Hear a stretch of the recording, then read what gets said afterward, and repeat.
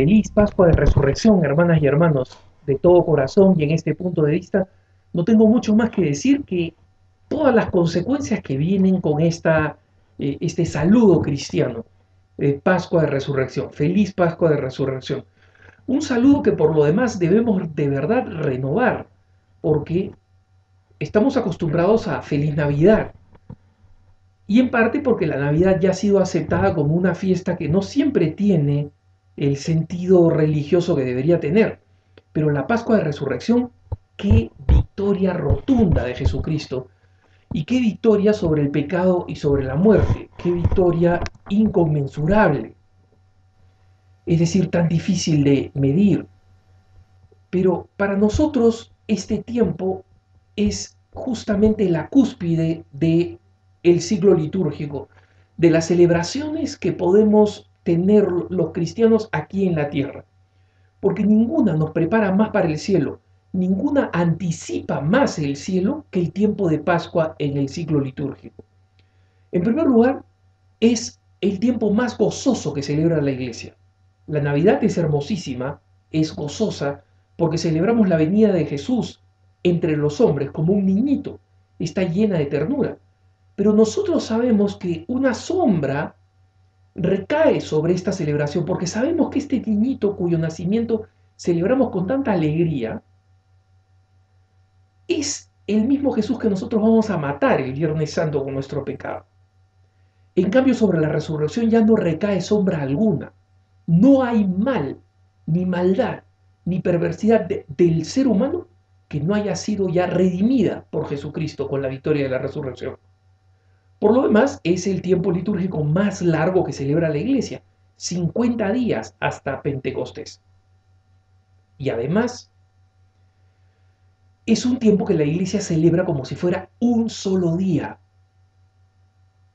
especialmente durante la infraoctava. Quienes rezan las laudes, por ejemplo, recordarán que durante todos los 8 días de la infraoctava, en la antífona del cántico evangélico los cristianos repetimos: hoy ha resucitado nuestro Redentor. Hoy, es decir, todos esos días, todos los días de la Pascua se celebran como un solo domingo. Juan Pablo II le encantaba decir que era el domingo de los domingos. Lo decía no solamente en la Pascua, lo decía en su mismo documento sobre el Dies Domini, es decir, sobre el Día del Señor, sobre todos los domingos. Todos los domingos son domingo precisamente por la resurrección del Señor.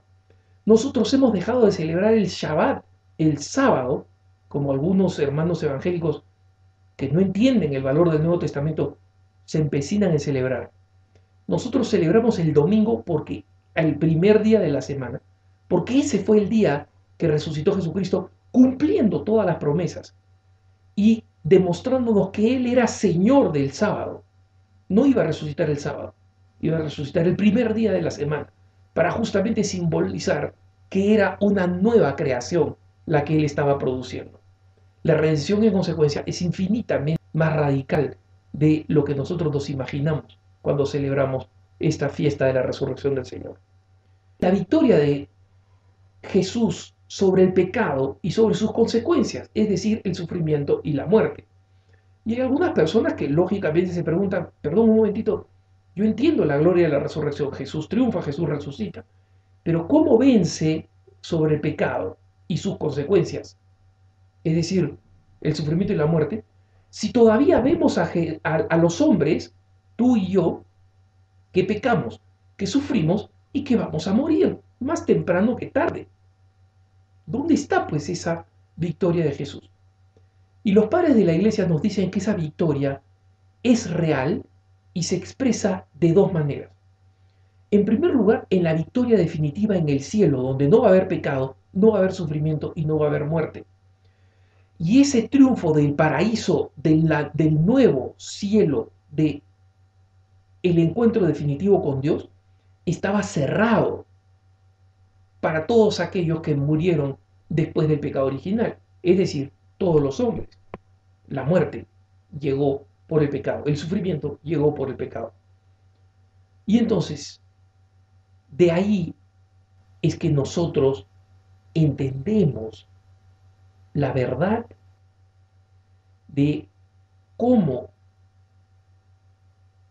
cuando proclamamos en el credo que Jesús descendió a los infiernos y subió a los cielos, es porque todos aquellos que precedieron a Jesucristo, incluyendo los hombres más justos y virtuosos, los patriarcas, Abraham, Isaac, Jacob, José, Moisés, los grandes profetas, Isaías, Jeremías, Ezequiel, heroicos y valientes, no habían merecido ir al cielo todavía. Es decir, la muerte era una maldición absoluta y terrorífica. El sufrimiento no tenía sentido. Veamos el mismo libro de Job en el Antiguo Testamento, donde nos describen a este hombre justísimo, ejemplar, que sobrelleva todos estos sufrimientos, pero no entiende por qué. Él mismo dice, Dios tiene un plan, existe una razón. Pero como escribía el Papa Juan Pablo II en la Salvifici Doloris, en ese documento extraordinario sobre el valor salvífico del dolor, nosotros podemos ver cómo, en verdad, Jesucristo le da el sentido definitivo al dolor, porque el dolor en el Antiguo Testamento, antes de Cristo, antes de su muerte y su resurrección, sigue siendo un misterio absurdo. En cambio, ahora tiene un valor salvífico. Entonces, el sufrimiento, la muerte, producto del pecado, en la vida futura van a pasar. Y esa vida futura, sin la resurrección, sin el primogénito subiendo al Padre, nosotros no tendríamos cómo llegar a ella. Pero los padres de la iglesia nos dicen que existe una segunda victoria, y es que el pecado ha sido convertido por la resurrección del Señor en la razón por la cual Jesús viene a reconciliar a la humanidad. En la misma vigilia pascual no hemos dicho y no repetimos año tras año, oh feliz culpa que nos mereció tan redentor.